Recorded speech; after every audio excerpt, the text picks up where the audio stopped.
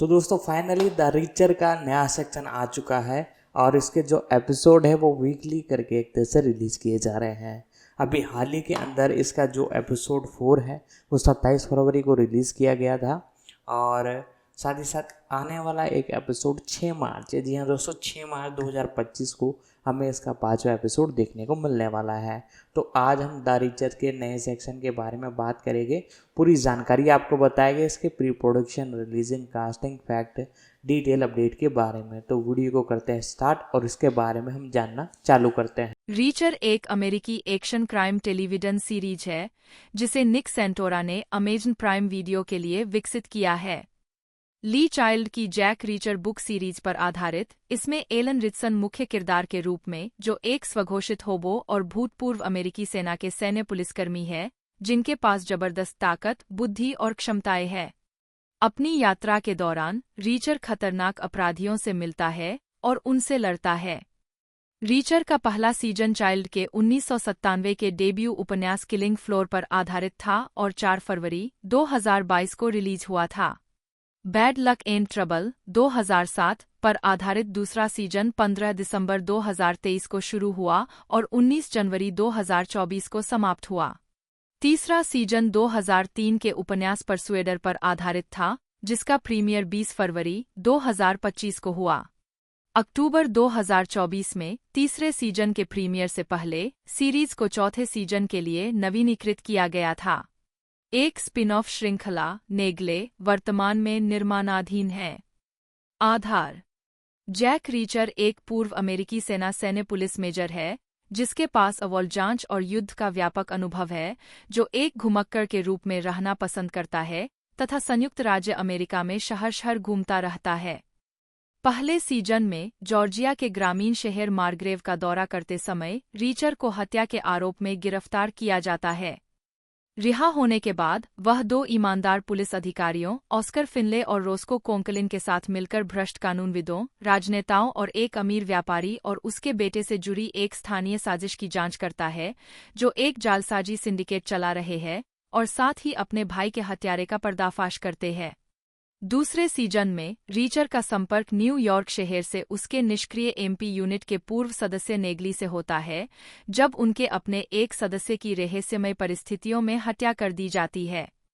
वह हत्यारों को खोजने और अपने दोस्त की मौत का बदला लेने के लिए अपनी पुरानी टीम को फिर से इकट्ठा करता है।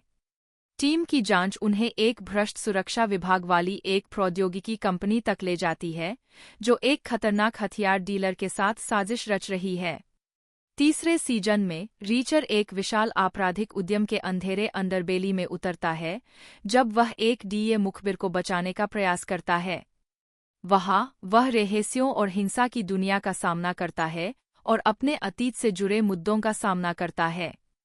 कलाकार और पात्र: मुख्य: एलन रिचसन जैक रीचर के रूप में, मैक्सवेल जेनकिंस युवा जैक रीचर के रूप में सीजन 1, मैल्कम गुडविन ऑस्कर फिनले के रूप में सीजन 1, अतिथि सीजन 2, मार्ग्रेव पीडी पुलिस कप्तान और मुख्य जासूस, Willa Fitzgerald Roscoe Conklin season 1, Margrave PD sergeant, Chris Webster KJ Kliner season 1, Kliner senior का हकदार बेटा जो अपने पिता के आपराधिक अभियान में सहायता कर रहा है, ब्रूस मैकगिल मेयर ग्रोवर टीले सीजन 1, क्लिनर परिवार के साथ मिलकर काम करने वाला एक कुटिल राजनीतिज्ञ, मारिया स्टेन फ्रांसिस नेगले एक कॉरपोरेट सुरक्षा पेशेवर जो सेना की 110वीं विशेष जांच इकाई में मास्टर सार्जेंट के रूप में रीचर के साथ काम करती थी, सेरिंडा स्वान कार्ला डिक्सन सीजन 2, कॉरपोरेट जोखिम प्रबंधन में एक फोरेंसिक अकाउंटेंट जिसने 110वीं विशेष जांच इकाई में रीचर के साथ काम किया था,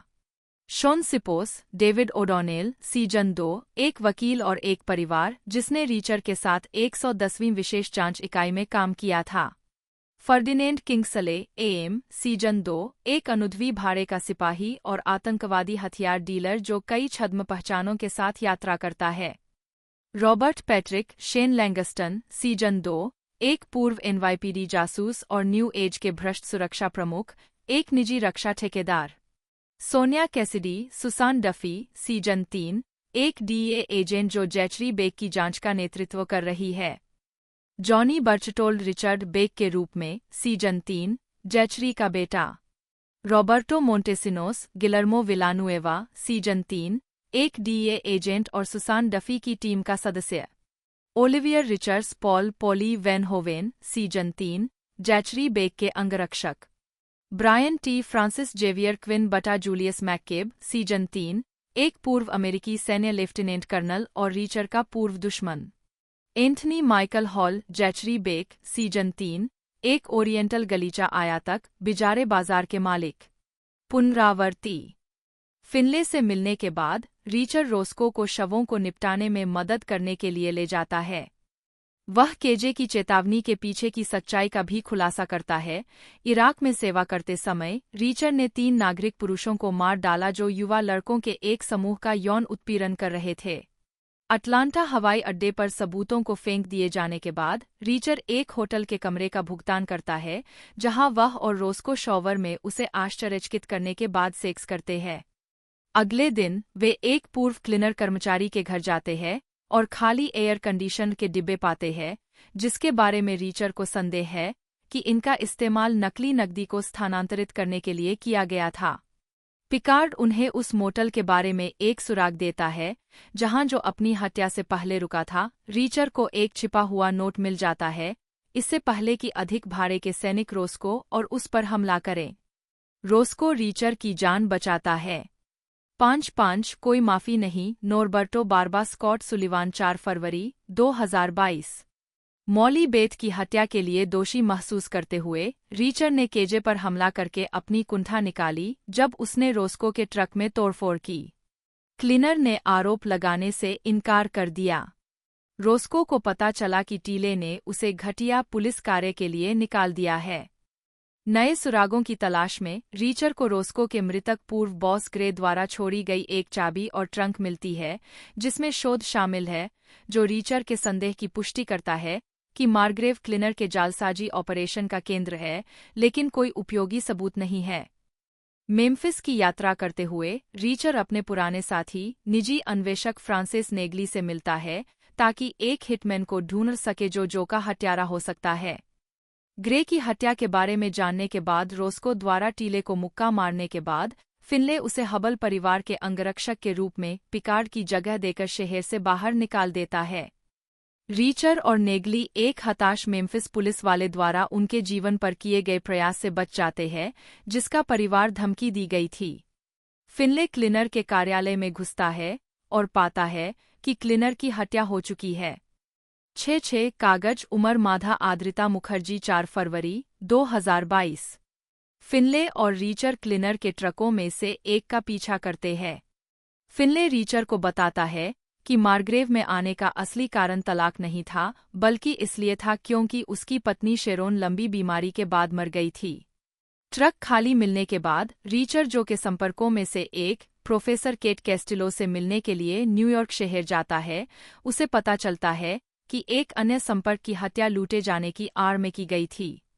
वह निर्धारित करता है कि क्लीनर वेनेजुएला में एक ग्राहक को नकली पैसे भेज रहा था, डॉलर छापने में इस्तेमाल किए जाने वाले विशेष कागज से बने सुपर बिल का उपयोग कर रहा था।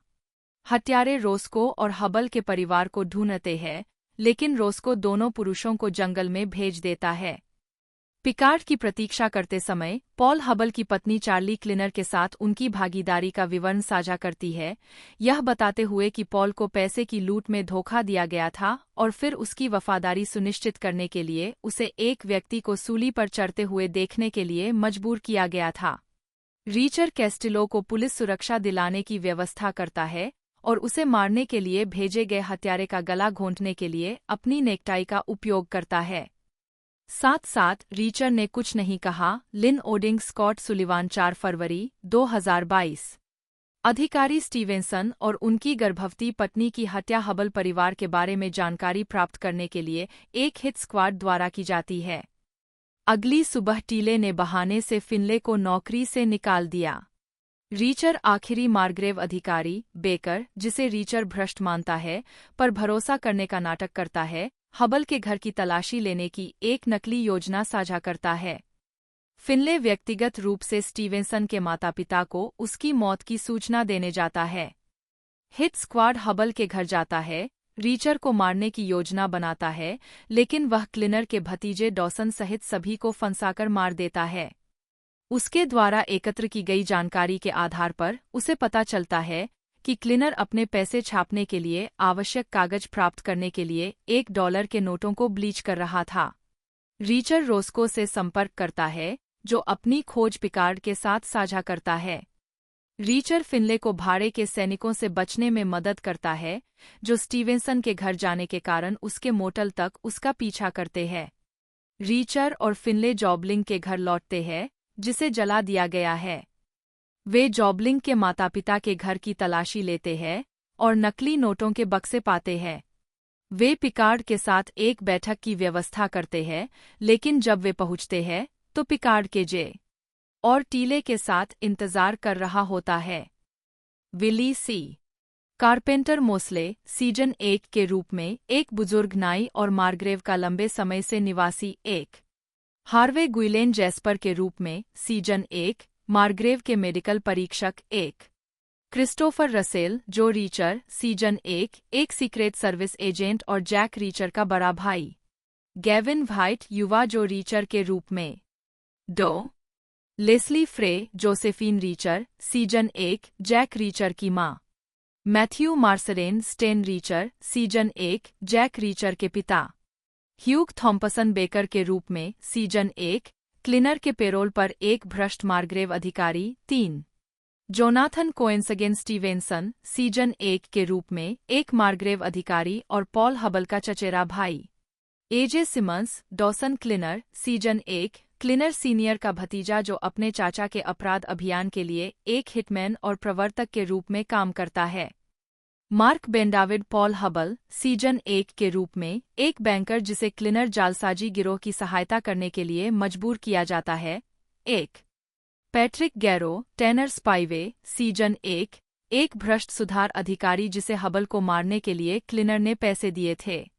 Kristin Kreuk Charlene Charlie Hubble season 1 के रूप में पॉल हबल की पत्नी एक करी Graham cleaner senior season 1 cleaner industries के मालिक जो गुप्त रूप से दक्षिण अमेरिकी कार्टेल संगठनों के लिए अवैध जालसाजी ऑपरेशन का नेतृत्व कर रहे हैं।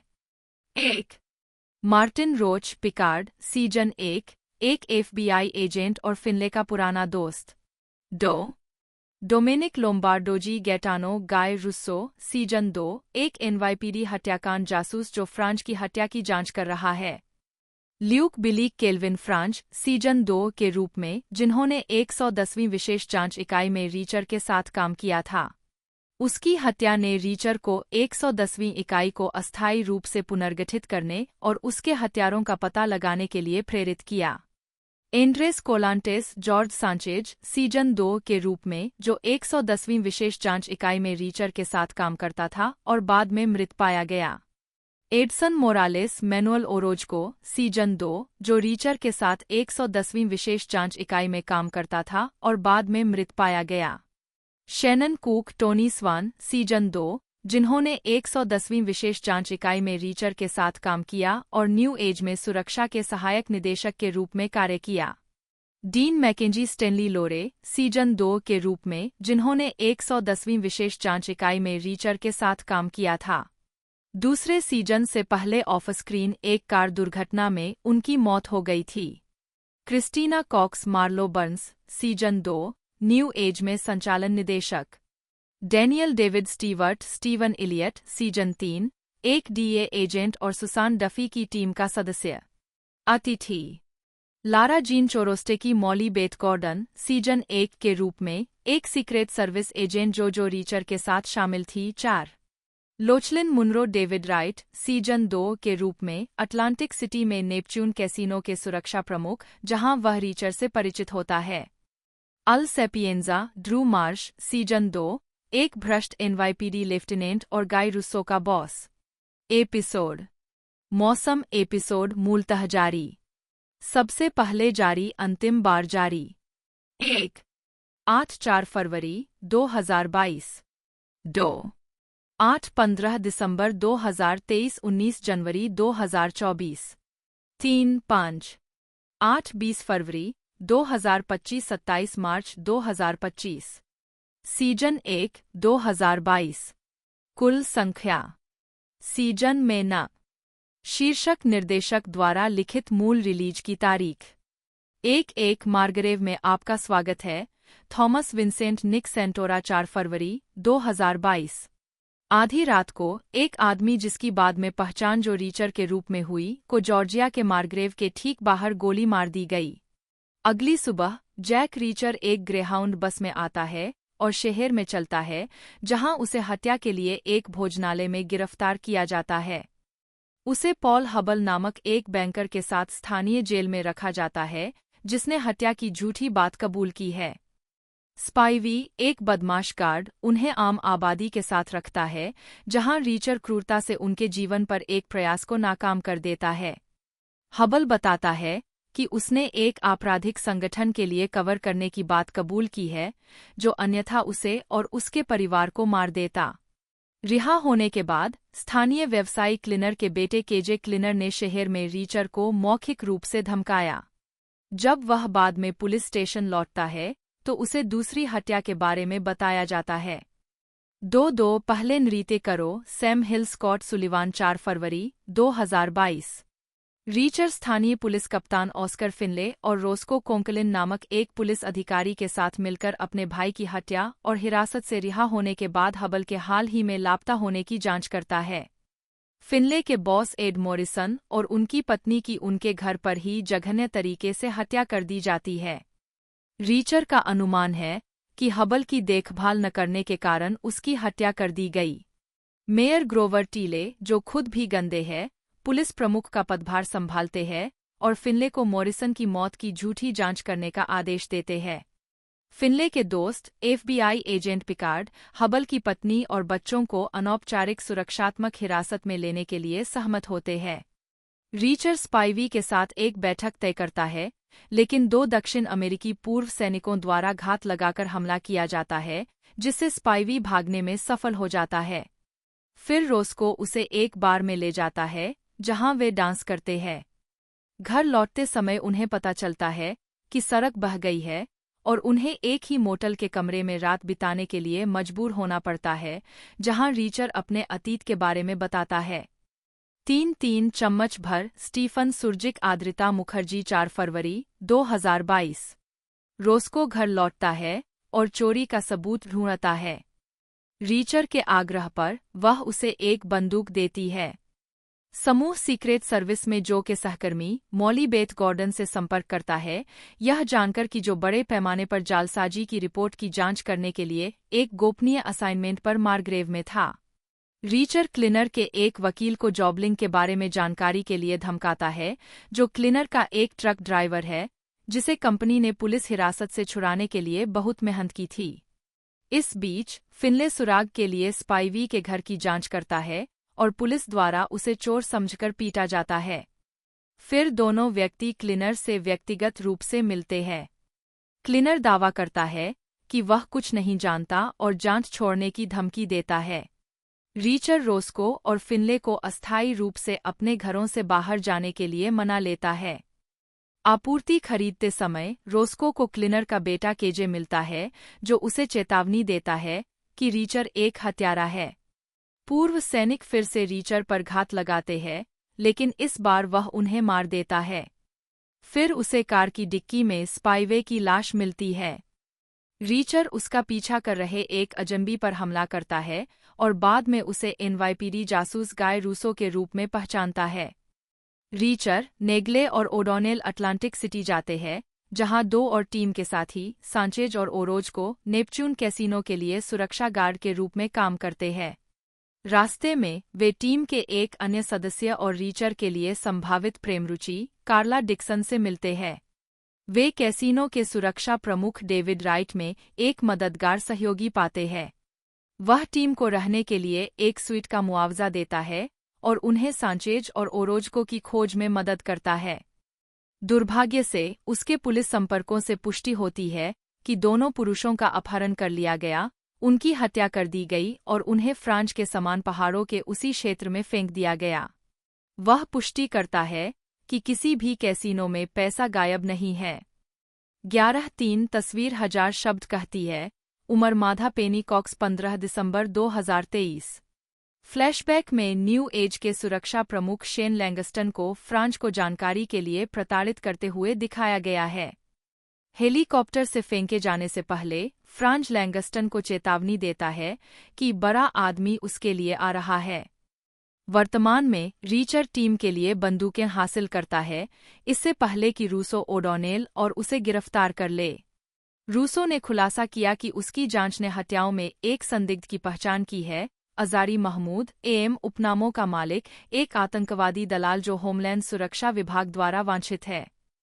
इस बीच नेग्ली और डिक्सन न्यू एज टेक्नोलॉजीज के कार्यालयों का दौरा करते हैं, जहां संचालन निदेशक मार्लो बर्न्स उस व्यक्ति की पहचान करते हैं जिसे उन्हें मारने के लिए ट्रेवर सेरोपियन के रूप में भेजा गया था और उन्हें उसका पता देता है।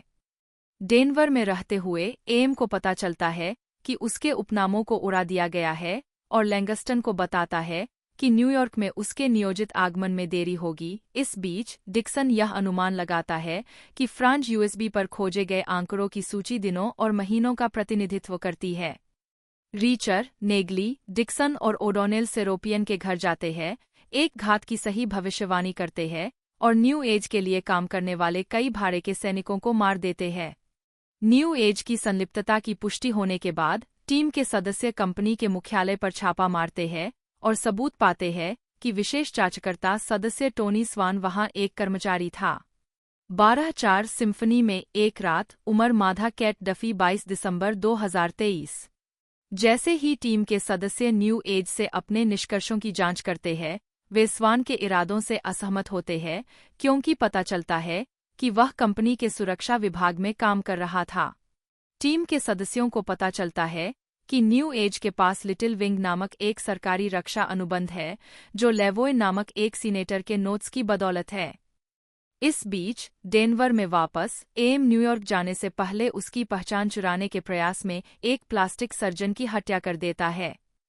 टीम के सदस्य सीनेटर के विधायी सहायक को बोस्टन तक ट्रैक करते हैं, जहां डिक्सन ऑस्कर फिनले को उस सहायक को गिरफ्तार करने में मदद करता है ताकि उससे जानकारी हासिल की जा सके।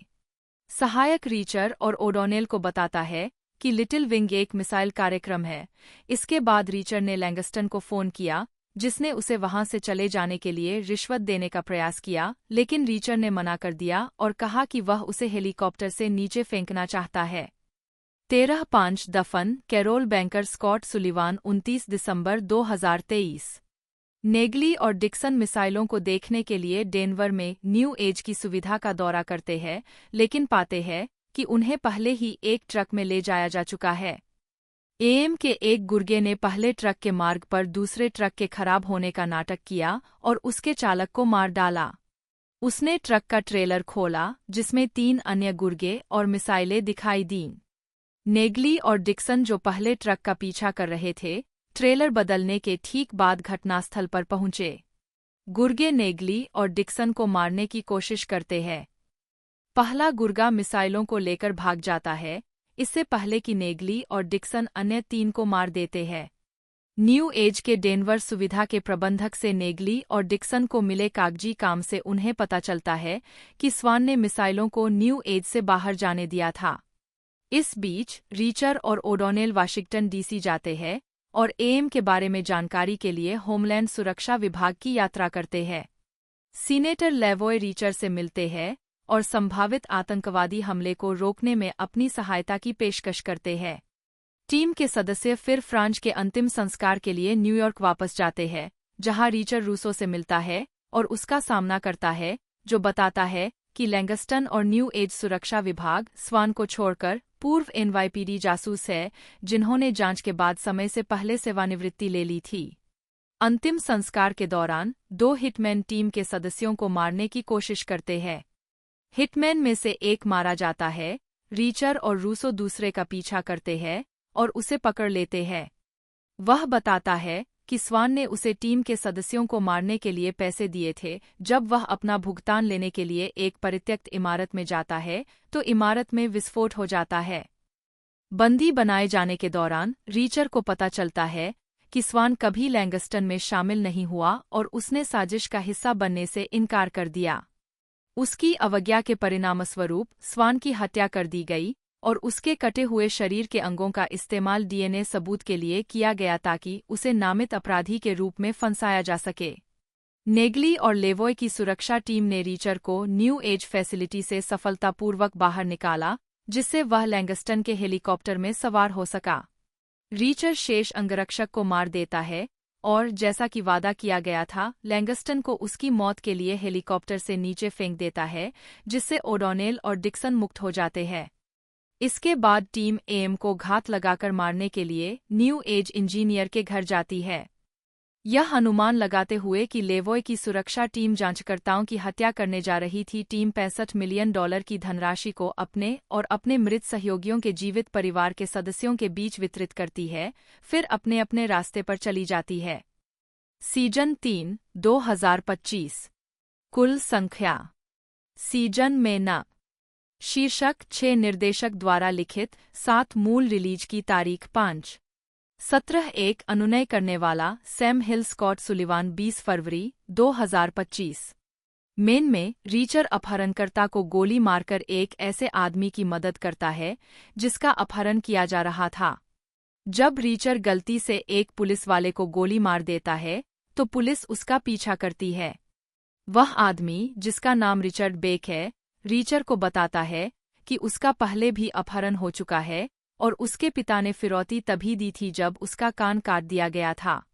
रिचर्ड रीचर को उसके पिता जैकरी बेक से मिलने के लिए घर ले जाता है। रीचर जैकरी से मिलता है, जो अपने बेटे को बचाने के लिए उसे धन्यवाद देता है, लेकिन उस पर शक करता है। जैकरी रीचर को रूसी रूले खेलने पर नौकरी की पेशकश करता है, जो वह करता है।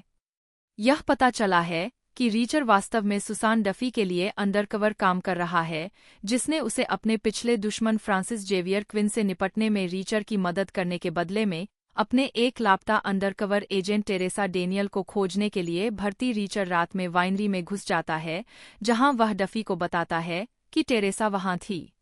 18/2 ट्रकिंग सैम हिल पेनी कॉक्स 20 फरवरी 2025। जब डफी को रीचर से पता चलता है कि टेरेसा खतरे में है, तो वह उस अंगरक्षक की पिटाई करती है जिसे वे बंदी बनाकर रखते हैं, ताकि यह पता लगा सके कि वे टेरेसा के साथ क्या करने जा रहे हैं, लेकिन अंगरक्षक का दावा है कि वह नहीं जानता। रीचर को अपहृतकारों की जांच करने के लिए भेजा जाता है। रीचर डफी को यह बताने के लिए बुलाता है कि यह अपहरण की कहानी के लिए एक समस्या हो सकती है।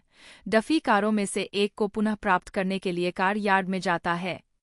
जैकरी बेक के सहयोगियों में से एक, एंजेल डॉल, अंगरक्षक की कार को नोटिस करती है, लेकिन यह नहीं देख पाती है कि डफी ने लाइसेंस प्लेट बदल दी है। रीचर को न्यू लंदन, कनेक्टिकट के लिए एक ट्रक ले जाने का आदेश दिया जाता है। रीचर ने नेग्ले को उन लोगों की जांच करने के लिए बुलाया जिनके साथ वह काम करता है।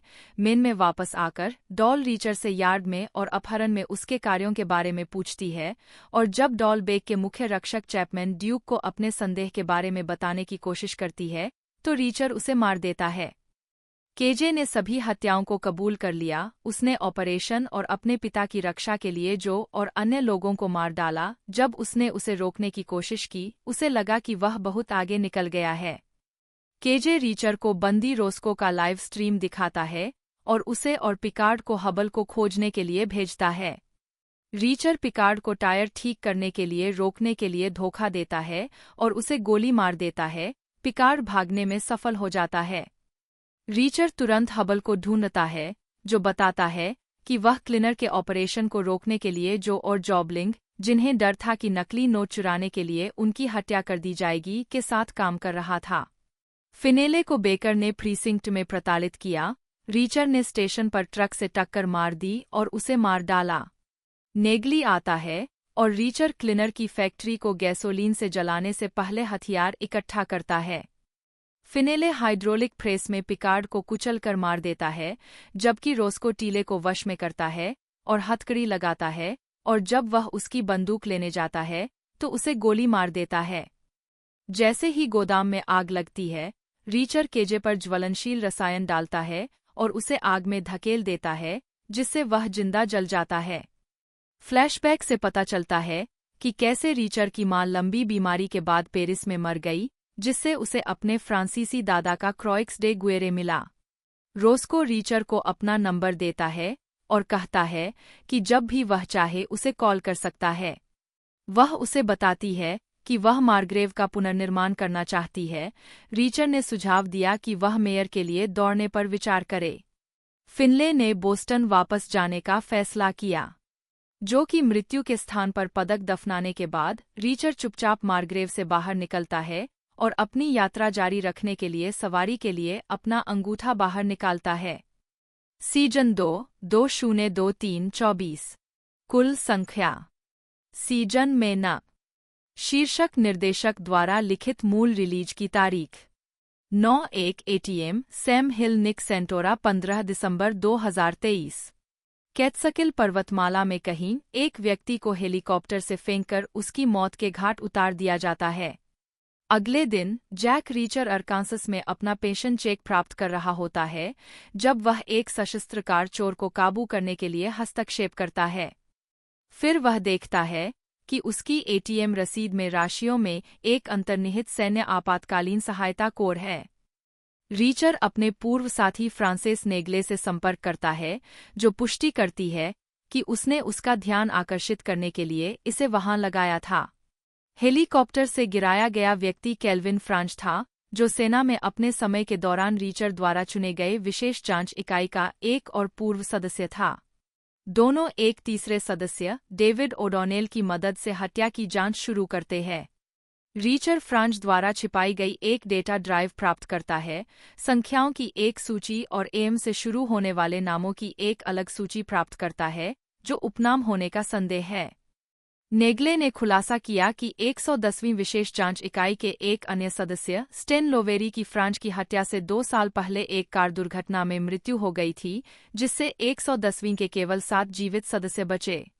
तीनों अपने मृत मित्र फ्रांच का बदला लेने की कसम खाते हैं, उसके हत्यारों को खुद ढूंढकर और उन्हें सजा देकर। फिर तीनों स्पेशल इन्वेस्टिगेशन यूनिट के दूसरे सदस्य टोनी स्वान को उसके घर पर ढूंढने की कोशिश करते हैं, लेकिन जब वे देखते हैं कि कोई भी दरवाजा नहीं खोल रहा है, तो वे घर में घुस जाते हैं और पाते हैं कि घर खाली है और स्वान का कुत्ता निर्जलीकरण से मरा हुआ है। फ्रांच की हत्या और अब स्वान को मृत मान लेने के पैटर्न को देखते हुए रीचर यह निष्कर्ष निकालता है कि कोई व्यक्ति रीचर की यूनिट के हर जीवित सदस्य को क्रूर कुशलता से निशाना बना रहा है। इमारत में विस्फोट के बाद रूसो टीम को मार्लो बर्न्स के स्थान के बारे में सुराग देता है। टीम द्वारा उसका पता लगाने के बाद वह पुष्टि करती है कि स्वान न्यू एज के आतंकवादी अभियान को रोकने की कोशिश कर रहा है। वह यह भी बताती है कि वह लैंगस्टन की वजह से भाग रही है, जिसने उसे चेतावनी दी थी कि अगर वह स्वान के साथ जुड़ी तो उसे और उसकी बेटी को मार दिया जाएगा। रूसो को पता चलता है कि उसके बॉस से न्यू एज ने संपर्क किया था और वह उनकी योजनाओं में शामिल है। उसे रीचर और टीम के बारे में जानकारी का खुलासा करने के लिए रिश्वत दी गई थी। जब रूसो और मार्लो की बेटी जेन छिपने का प्रयास करते हैं, तो उन्हें न्यू एज के हिटमैन द्वारा ट्रैक किया जाता है, जो पूरे शहर में तेज गति से उनका पीछा करते हुए उन्हें मारने का प्रयास करते हैं, जिससे रूसो को टीम को बैकअप के लिए बुलाना पड़ता है। टीम लैंगस्टन और न्यू एज के अन्य सदस्यों को जाल में फंसाने के लिए मार्लो को चारा के रूप में शामिल करती है, जिसके परिणामस्वरूप रीचर उन सभी को मार देता है, सिवाय लैंगस्टन के, जो बच निकलता है। इसके बाद नेग्ली, डिक्सन और ओडोनेल रूसो की सहायता के लिए आते हैं। वे जेन को बचा लेते हैं, लेकिन रूसो ने हत्यारों को मारने के लिए खुद को बलिदान कर दिया है। 15-7 आदमी गुजरता है। जूलियन होम्स पेनी कॉक्स और लिलियन वांग 12 जनवरी 2024। रीचर और उसकी टीम मार्लो और जेन को एक सुरक्षित स्थान पर भेजने का फैसला करती है, जहां डिक्सन बफेलो में रहा करता था। रीचर और नेग्ली लेफ्टिनेंट मार्श से उसके घर में भिड़ते हैं, जबकि डिक्सन और ओडोनेल मार्लो और जेन को सुरक्षित मार्ग से भेजते हैं। मार्श को रीचर द्वारा मार दिया जाता है, जब वह बताता है कि रूसो को मारने के लिए लैंगस्टन द्वारा नियुक्त किया गया हिटमैन ग्रांट अस्पताल में जीवित है। रीचर द्वारा ग्रांट के मूत्राशय में गुब्बारे को हवा से भरकर फोड़ने की धमकी दिए जाने के बाद रीचर और नेग्ली ग्रांट से खरीद के बारे में जानकारी प्राप्त करते हैं। हालांकि जाने से पहले रीचर यह सुनिश्चित करता है कि रूसो की हत्या का बदला लेने के लिए ग्रांट को एम्बोलिज्म से मृत्यु मिल जाए। उन्हें एक हिटमैन मिलता है जिसे डॉक्टर के वेश में ग्रांट को मारने के लिए भेजा गया था और हिटमैन गलती से उसके नेगली और रीचर के बीच लड़ाई में मारा जाता है। लैंगस्टन ने रीचर को एक फ़ोन कॉल में बताया कि उसने डिक्सन और ओडोनेल को पकड़ लिया है। रीचर लैंगस्टन से झूठ बोलता है कि हिटमैन के साथ लड़ाई में नेगली मारा गया। इस बीच डिक्सन और ओडोनेल को लैंगस्टन के आदमियों द्वारा प्रताड़ित किया जाता है। रीचर मांग करता है कि सीनेटर लेवॉय की निजी सुरक्षा टीम को उसके नियंत्रण में रखा जाए। नेगली को एक योजना के साथ बाहर छोड़कर रीचर अकेले न्यू एज फैसिलिटी में चला जाता है और लैंगस्टन का सामना करते हुए खुद को आत्मसमर्पण कर देता है। 8 फरवरी 2024 को एंथनी माइकल हॉल और सोनिया कैसिडी को तीसरे सीजन के लिए सीरीज के नियमित कलाकारों के रूप में चुना गया। 26 मार्च 2024 को ब्रायन टी, जॉनी बर्चटोल्ड और रॉबर्टो मोंटेसिनो को तीसरे सीजन के नियमित कलाकारों के रूप में चुना गया, जबकि डैनियल डेविड स्टीवर्ट एक आवर्ती भूमिका में थे। 21 मई 2024 में बॉडी बिल्डर ओलिवियर रिक्टर्स, जिन्हें डच जायंट के रूप में भी जाना जाता है, को परसुएडर के द्वितीयक प्रतिपक्षी पॉली के रूप में चुना गया। 22 फिल्मा ने पहले सीजन के फिल्मांकन का समर्थन करने के लिए ओंटारियो के नॉर्थ पिकरिंग में एक अस्थायी टाउनस्केप बनाया गया था। मार्ग्रेव का पूरा काल्पनिक शहर ओंटारियो में एक पट्टे पर दिए गए खेत में जमीन से बनाया गया था। फिल्मांकन के अन्य क्षेत्रों में टोरंटो, पोर्ट पेरी और पिकरिंग शामिल है। 23 पहले सीजन की मुख्य फोटोग्राफी 15 अप्रैल से 30 जुलाई 2021 के बीच टोरंटो में हुई थी। 24 फिल्मांकन के दौरान रिचसन के कंधे की हड्डी टूट गई, जिसके लिए सर्जरी की आवश्यकता थी। उन्होंने एक लड़ाई के दृश्य के दौरान पेट की मांसपेशी भी फाड़ दी। 25 तीसरे सीजन के लिए फिल्मांकन दिसंबर 2023 तक चल रहा था, जिसे सीजन 3 के नवीनीकरण के हिस्से के रूप में घोषित किया गया था। 13 मुक्त करना पहले सीजन के एपिसोड 4 फरवरी 2022 को जारी किए गए थे। 26 दूसरे सीजन के लिए पहले 3 एपिसोड 15 दिसंबर 2023 को जारी किए गए थे, जिसमें 19 जनवरी 2024 तक प्रत्येक सप्ताह एक अतिरिक्त एपिसोड जारी किया गया था। 27 तीसरे सीजन के लिए पहले 3 एपिसोड 20 फरवरी 2025 को जारी किए गए थे, जिसमें 27 मार्च 2025 तक प्रत्येक सप्ताह एक अतिरिक्त एपिसोड जारी किया गया था। 28 स्वागत श्रोता नीलसन स्ट्रीमिंग रैंकिंग के अनुसार रीचर 7 से 13 फरवरी 2022 के सप्ताह के लिए सबसे अधिक स्ट्रीम की गई टेलीविजन सीरीज थी। यह उपलब्धि हासिल करने वाला पहला अमेजन प्रोडक्शन था। 29 आलोचनात्मक प्रतिक्रिया पहले सीजन के लिए समीक्षा एग्रीगेटर वेबसाइट रॉटन टोमेटोज ने 75 आलोचकों की समीक्षाओं के आधार पर 7.3/10 की औसत रेटिंग के साथ 92% अनुमोदन रेटिंग की सूचना दी। वेबसाइट के आलोचकों की आम सहमति में लिखा है, रीचर अपने शीर्षक नायक के ट्रेडमार्क थोक को पकड़ता है, जबकि उसकी कुछ परिभाषाओं को छोड़ देता है, लेकिन उपन्यासों के प्रशंसकों को इस वफादार अनुकूलन के बारे में बहुत कुछ पसंद आएगा। 30 मेटाक्रिटिक, जो भारत औसत का उपयोग करता है, ने 18 आलोचकों के आधार पर 100 में से 68 का स्कोर दिया, जो आम तौर पर अनुकूल समीक्षा दर्शाता है। 31 द गार्डियन की लूसी मैंगन ने कहा, ली चाइल्ड के मानवपहार पूर्व सैन्य जासूस का यह रोमांचक रूपांतरण बेहद मज़ेदार है। इसमें कई तरह के पंचअप है और यह क्रूज की फिल्मों के प्रयासों से कहीं बेहतर है। 32 द टेलीग्राफ के माइकल होगन ने लिखा, रीचर बहुत बड़ा, मज़ेदार और आपकी उम्मीद से कहीं ज़्यादा बेहतरीन है। 33 वैरायटी के जोशुआ एल्स्टन ने रिचसन की कास्टिंग की प्रशंसा की, लेकिन कहा कि यह किरदार इस तरह के शो को आगे बढ़ाने के लिए अनुपयुक्त था। यह जितना लंबा चलेगा, नायक के आकार का इसका खालीपन उतना ही स्पष्ट होता जाएगा। 34 द हॉलीवुड रिपोर्टर के डैन फिनबर्ग ने इसे स्रोत सामग्री के प्रति निराशाजनक रूप से अतिवफादार कहा और कहा, मुझे एक और सीजन से कोई आपत्ति नहीं होगी, लेकिन मैं शायद फिर भी एक और किताब पढ़ना पसंद करूंगा।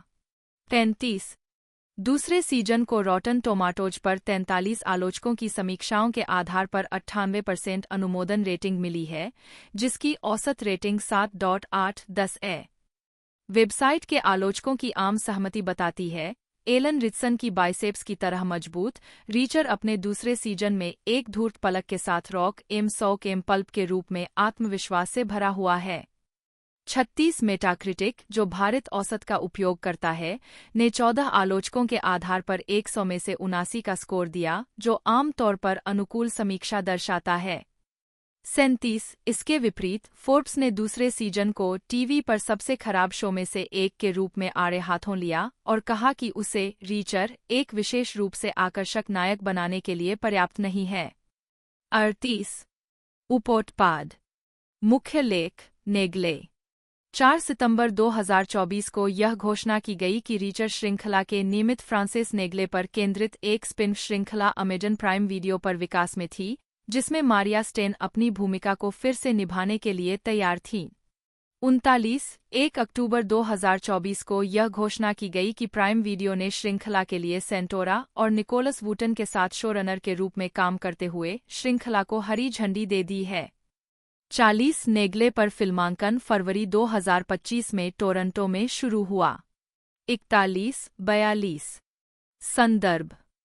न्यू लंदन से लौटने के बाद रीचर की बेक के साथ डॉल के एक संदेश पर मीटिंग होती है और रीचर उसे यह विश्वास दिलाने की कोशिश करता है कि उसके साथी उसे धोखा देने की कोशिश कर रहे हैं और उन्हें मार देना चाहिए, लेकिन बेक उसकी बात नहीं सुनता। इसके बाद रीचर डफी से कहता है कि उसके पास गोदाम में वापस जाने के लिए एक कार तैयार है, जहां उसने डॉल को मारा था। जब रीचर मीटिंग पॉइंट पर पहुंचता है, तो डफी उससे कहती है कि वह टेरेसा को खोजने के लिए उसके साथ जाएगी, जिस पर रीचर अनिच्छा से सहमत होता है। गोदाम में रीचर और डफी टेरेसा की तलाश करते हैं और डॉल के अवशेषों को साफ करते हैं। 2 आदमी आते हैं और मारे जाते हैं। डफी डॉल का लैपटॉप रख लेता है।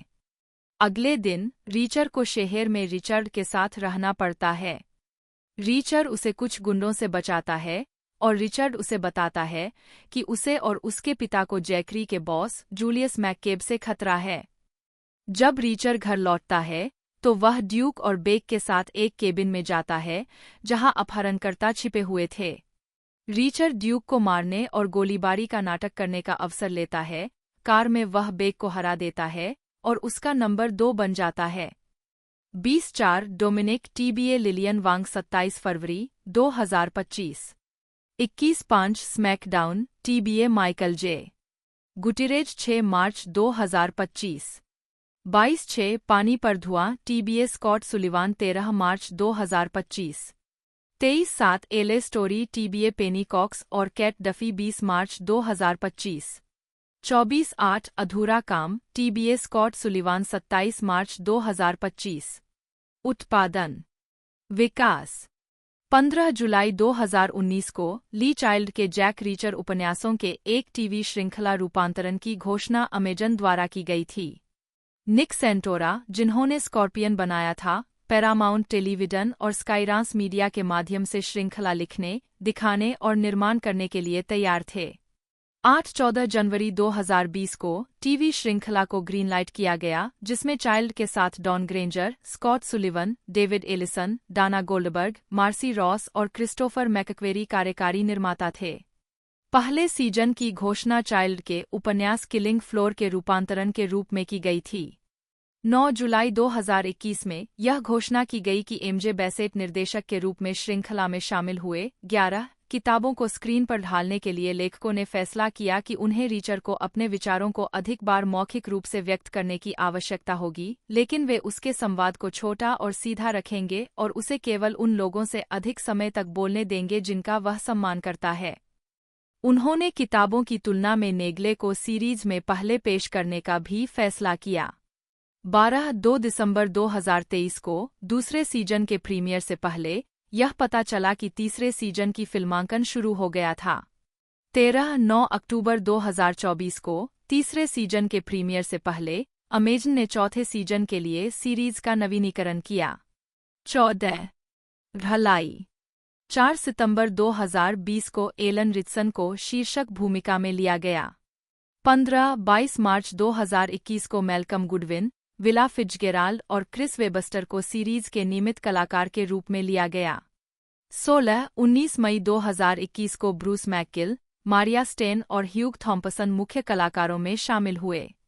3-11 जून 2021 को क्रिस्टिन क्रुक, मार्क बेंडाविड, विली सी कारपेंटर, करी ग्राहम, हार्वे गुइलेन और मैक्सवेल जेनकिंस के अज्ञात क्षमताओं में कलाकारों में शामिल होने की घोषणा की गई। 14 सितंबर 2022 को शॉन सिपोस दूसरे सीजन के लिए नियमित रूप से सीरीज में शामिल हुए। 17-21 सितंबर 2022 को सेरिंडा स्वान, फर्डिनेंड किंग्सले और रोरी कोचरन मुख्य कलाकारों में शामिल हुए, जबकि Dominic Lombardozzi, Luke Bilyk, Dean McKenzie, Edsson Morales, Andres Collantes, Shannon Cook, Ty Olsson, Josh Blacker और अल सेपिएंजा को दूसरे सीजन के लिए अतिथि भूमिकाओं में लिया गया। 18 गुडविन, स्वान और लोम्बार्डोजी ने पहले ही 2011 में सेंटोरा के ब्रेकआउट किंग्स में अभिनय किया था।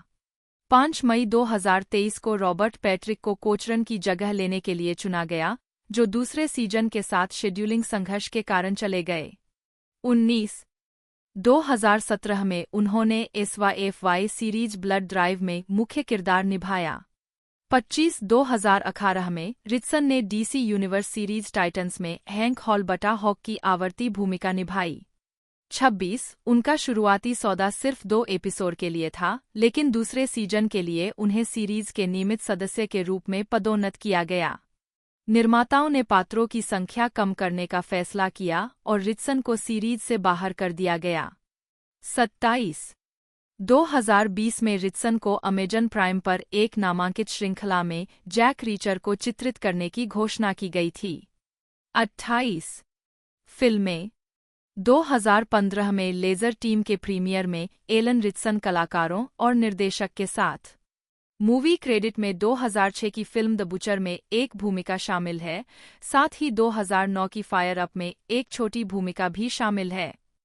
2007 में निर्देशक रॉबर्ट जेमेकिस ने बियोवुल्फ के शीर्षक चरित्र के अभिनेता रे विंस्टोन के लिए उनके चेहरे की छवि, काया और चाल के लिए रिचसन का इस्तेमाल किया। 7 रिचसन ने the hunger games, catching fire 2013 में ग्लॉस का किरदार निभाया, जो 75वें हंगर गेम्स में एक श्रद्धांजलि थी। रिचसन ने टीनेज म्यूटेंट निंजा टर्टल्स में राफेल का किरदार भी निभाया, जो पिछली 4 फिल्मों के बाद teenage mutant Ninja turtles film series का रीबूट था। 29-30 रिचसन ने बाद में नई TMNT लाइव एक्शन फिल्मों के निर्माताओं की आलोचना की। उनका दावा था कि उन्होंने फिल्मांकन के दौरान और बाद में उनके और कछुओं का किरदार निभाने वाले अन्य अभिनेताओं के साथ बुरा व्यवहार किया। 31 वह Blue Mountain State movie Blue Mountain State the rise of Thadland में थार कैसल के रूप में अपनी भूमिका में लौट आए। रिचसन ने जनवरी 2016 में रूस्टर टीथ प्रोडक्शन की पहली feature length movie science fiction comedy laser team में सहअभिनय किया। 32 उन्होंने द वेडिंग रिंगर में एक मध्यम भूमिका भी निभाई। 2018 में रिचसन को डार्क वेब, सिकारा 3301 के निर्देशक, सहलेखक और निर्माता के रूप में घोषित किया गया था, जो इसी नाम के संगठन से प्रेरित एक कॉमेडी थ्रिलर फिल्म है। 33 उन्होंने NSA एजेंट के रूप में भी सहअभिनय किया।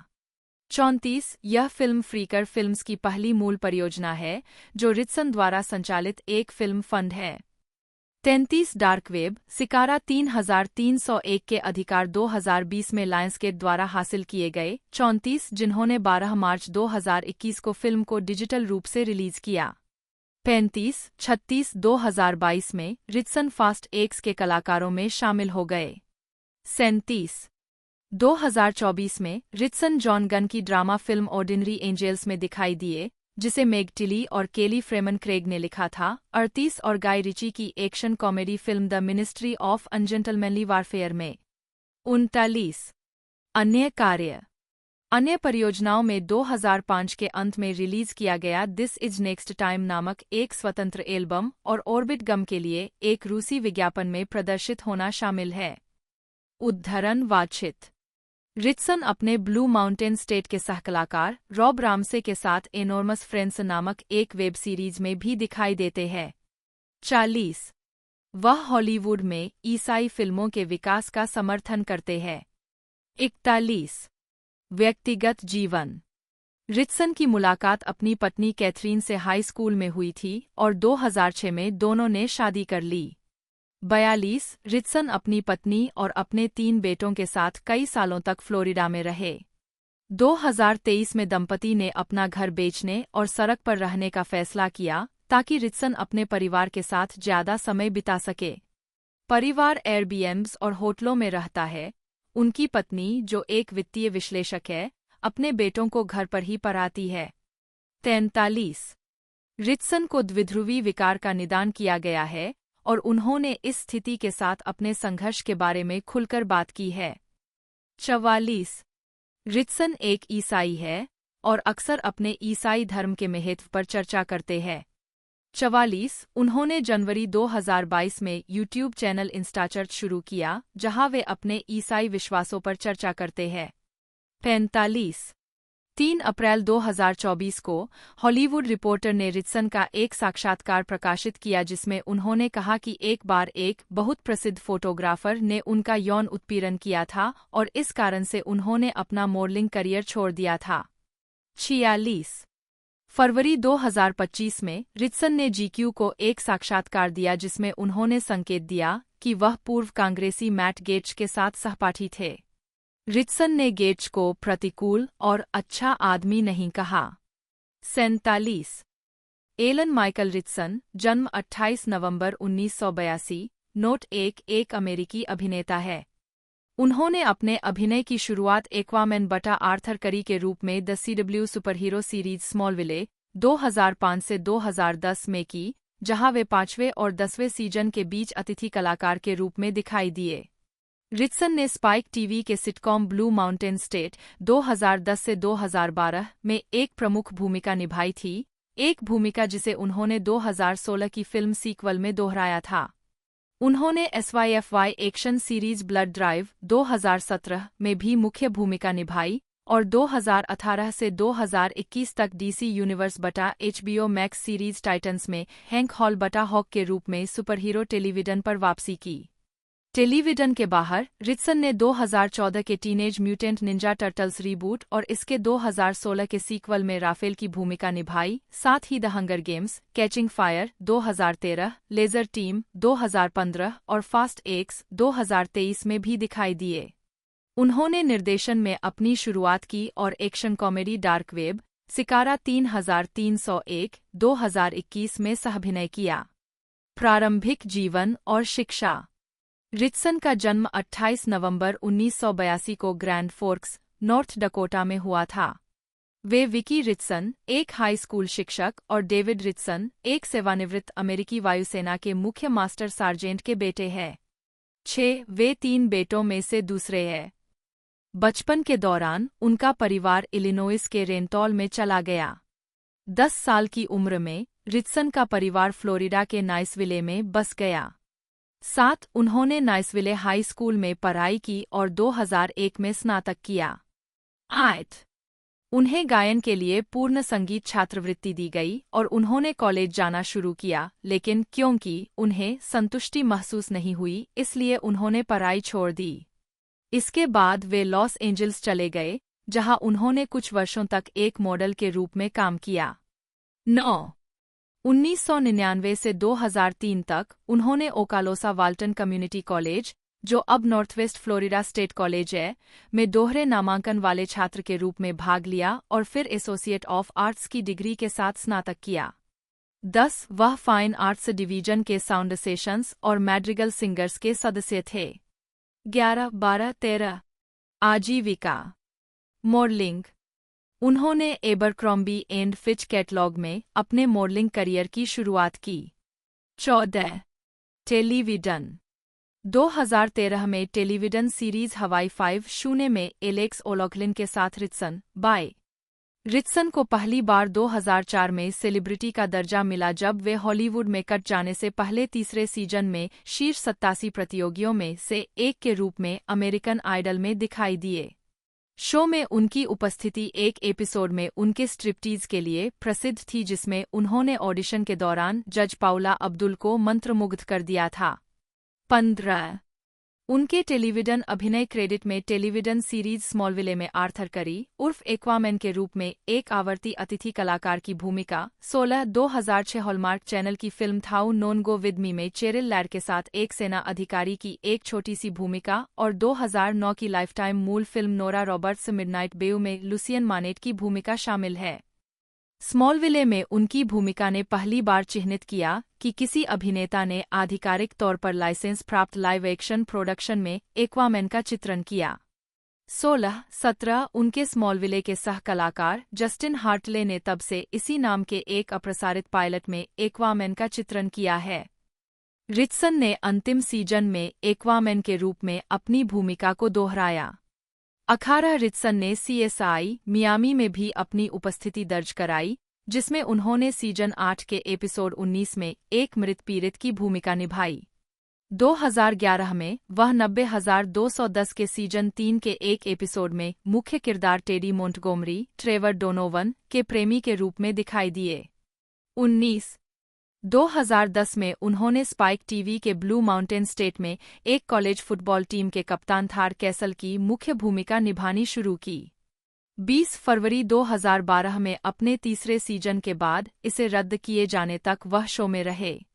21 वह कई टेलीविजन शो में भी दिखाई दिए, जिनमें हवाई 5 शामिल है। 2015 में रिचसन निकोल शेरजिंगर, सियारा जो जोनास, चेरिल बर्क और जेफ डाई के साथ NBC किस्म के show I can do that, Israeli किस्म के शो पर आधारित, में नियमित हो गए और मार्लन वेन्स द्वारा होस्ट किया गया। 22-23-24 2016 में वह एंथोलॉजी श्रृंखला ब्लैक मिरर के एक एपिसोड नोजडाइव में दिखाई दिए। मैल्कम गुडविन, जन्म 28 नवंबर 1982, एक अमेरिकी अभिनेता है, जिन्हें the CW supernatural comedy drama series I zombie 2015 से 2019 में क्लाइव बेबीनॉक्स की भूमिका के लिए जाना जाता है। 2022 में गुडविन ने अमेज़न प्राइम वीडियो श्रृंखला रीचर में ऑस्कर फिनले को चित्रित किया। जीवन और कैरियर।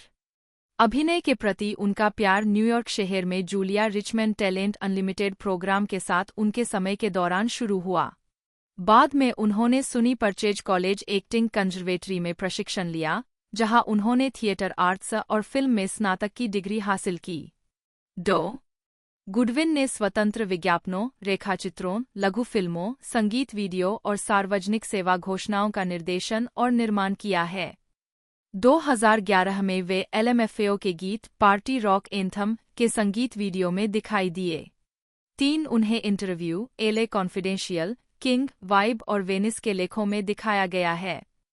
गुडविन ने विभिन्न फिल्मों और टीवी शो में भी छोटी भूमिकाएं निभाईं, जैसे कि अमेरिकन गैंगस्टर, डेट्रॉयट 1 अगस्त 2007, Leatherheads, the longshots, crazy on the outside. 2015 में गुडविन को CW television series I zombie में डिटेक्टिव क्लाइव बेबीनॉक्स की मुख्य पुरुष भूमिका में लिया गया था। 5 फिल्मोग्राफी। पतली परत। वर्ष शीर्षक भूमिका नोट्स। 1997 न्याय का रंग शॉन टीवी फिल्म। 2005 गिरते हुए सूर्य का जागरण याकूब छोटा। Gone Ricky.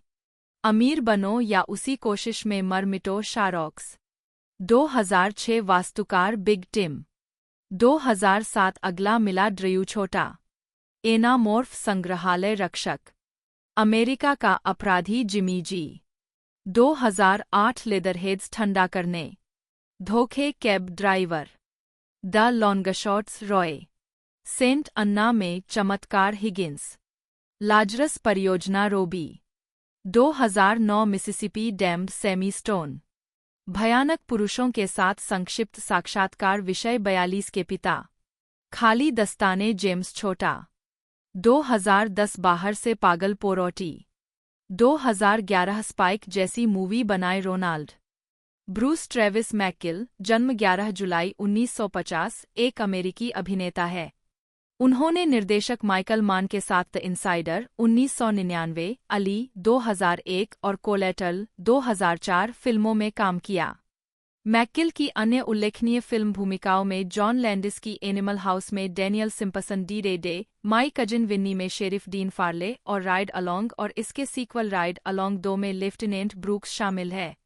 ब्रूस मैकगिल की टेलीविजन भूमिकाओं में मैकगाइवर 1985 से 1992 में जैक डाल्टन और रिजोली एंड आइल्स 2010 से 2016 में डिटेक्टिव विंस कोर्साक शामिल है।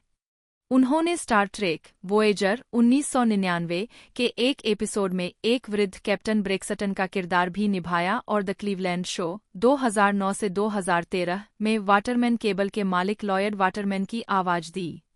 उन्होंने बिली क्रिस्टल की टेलीविजन फिल्म 61 2001 में राल्फ हॉक का किरदार निभाया।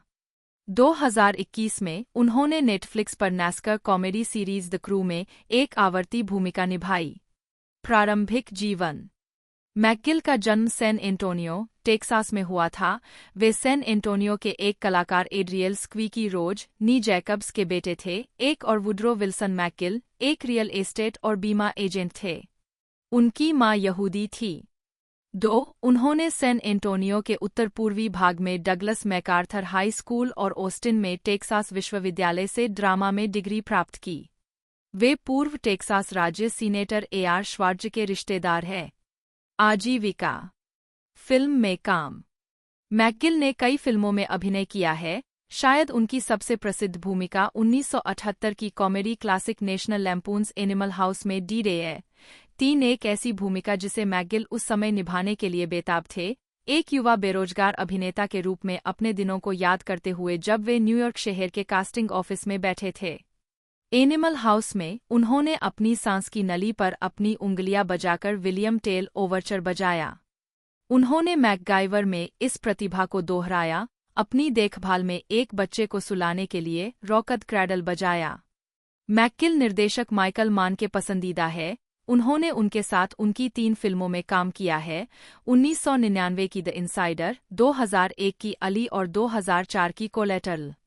वह 4 HBO टीवी फिल्मों में भी दिखाई दिए हैं। सबसे पहले 2001 में बिली क्रिस्टल की फिल्म 61 में यांकीज मैनेजर राल्फ हॉक की भूमिका निभाई। फिर 2002 की फिल्म पाथ टू वॉर में राजनयिक जॉर्ज बॉल। उसी वर्ष बाद में लाइव फ्रॉम बगदाद में पत्रकार पीटर आर्नेट। और हाल ही में फ्लोरिडा में 2000 के राष्ट्रपति चुनाव के बारे में 2008 की फिल्म रिकाउंट में मैक्स स्टीपानोविच। उन्होंने ओलिवर स्टोन की फिल्म W में CIA निदेशक जॉर्ज टेनेट की भूमिका निभाई और सबसे हाल ही में 2012 टेलीविजन भूमिकाएं। मैकगिल, साशा अलेक्जेंडर, जेनेट तामारो और एंजी हारमन के साथ। मैकगिल ने 1979 के ABC TV spin-off delta house में नेशनल लैम्पून्स एनिमल हाउस से डी के रूप में अपनी भूमिका दोहराई।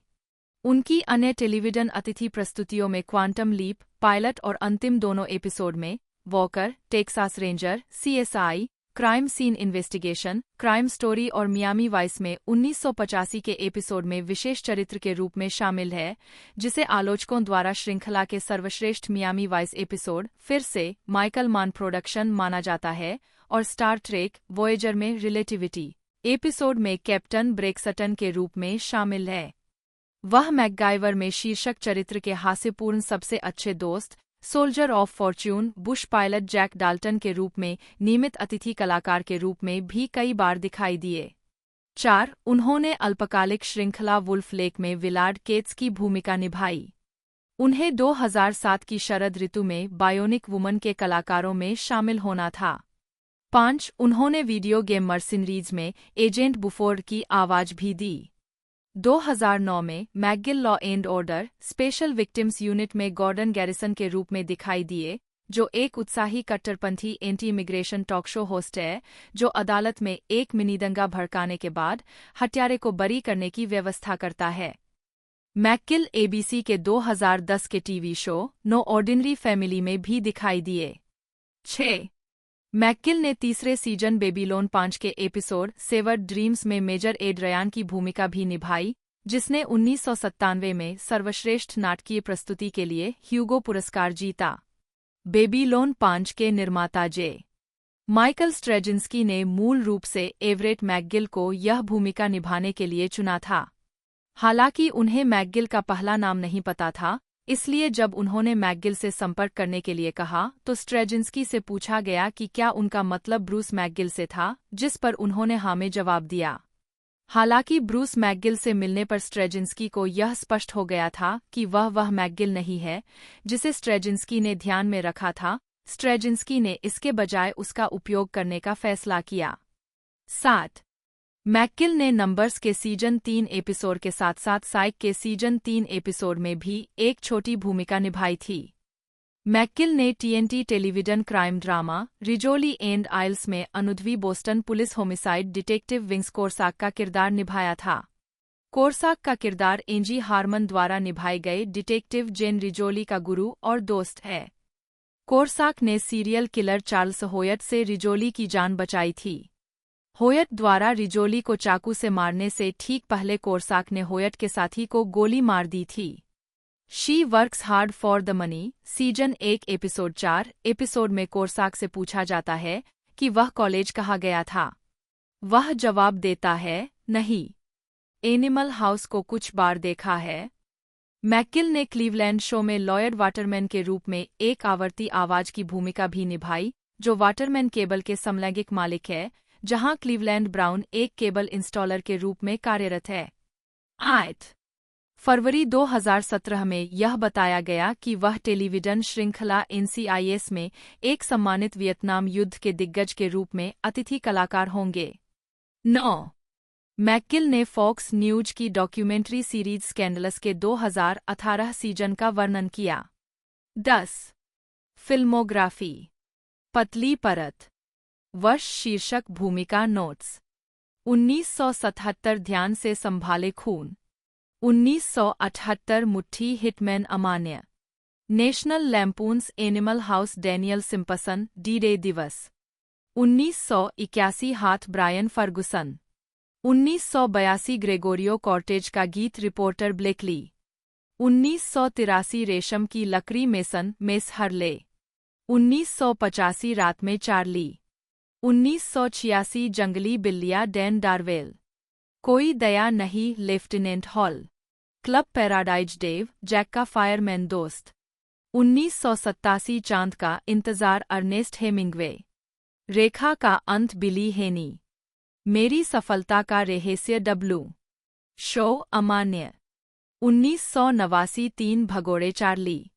बेहोश एर्नी 1991 अंतिम लड़का स्काउट माइक मैथ्यूज 1992 मेरा चचेरा भाई Vinny sheriff Dean Farley cliffhanger treasury agent एक आदर्श विश्व पॉल सॉन्डर्स 1994 टाइम कॉप निर्देशक यूजीन माटुजाक 1996 कुलकलंक नेउशवांडर साहस का सामना मैकक्विलन 1997 शीशम ड्यूक पर्डी लॉन कुत्ते नैश 1998 एक हत्यारे के पत्र Brinker ground control TC Bryant 1999 भेदिया रॉन मोटले फ्लैंडर्स का एक कुत्ता विलियम लोहार 2000 deep core Sam Dalton Bagger Vance की किंवदंती वाल्टर हेगन 2001 बाहर निकलने वाले जख्म फ्रैंक डेनियल्स मन की खूबसूरती से प्यार reverend Larsen Ali agent Bradley 2002 सभी भय का योग राष्ट्रीय सुरक्षा सलाहकार जीन रेवेल 2003 लीगली ब्लोंड 2 लाल सफ़ेद और गोरा स्टैनफोर्ड स्टेन मार्क्स माचिस पुरुष चक फ्रेचेट भगोड़ा जूरी न्यायाधीश फ्रेडरिक हार्किन 2004 संपार्श्विक FBI एजेंट फ्रैंक पेड्रोसा। दोस्तों सेक्शनों की बात की जाए तो 3 सेक्शन हमें देखने को मिल चुके हैं, जिनमें मिलाकर टोटल 19 एपिसोड हैं। और बात की जाए इसकी रिलीजिंग डेट के बारे में तो 4 फरवरी 2022 को इसे रिलीज़ किया गया था पार्ट 1 के साथ, और अभी तक कंटिन्यू ये हमें देखने को मिल रहा है। बाकी इसकी पूरी जानकारी मैं आपको बता रहा हूँ, और यदि आपको इसका जो नया सेक्शन के एपिसोड का इंतज़ार है तो आप नीचे कमेंट जरूर से कीजिएगा। बाकी वीडियो को लाइक तो ज़रूर से कीजिएगा। मिलते हैं अगले वीडियो में।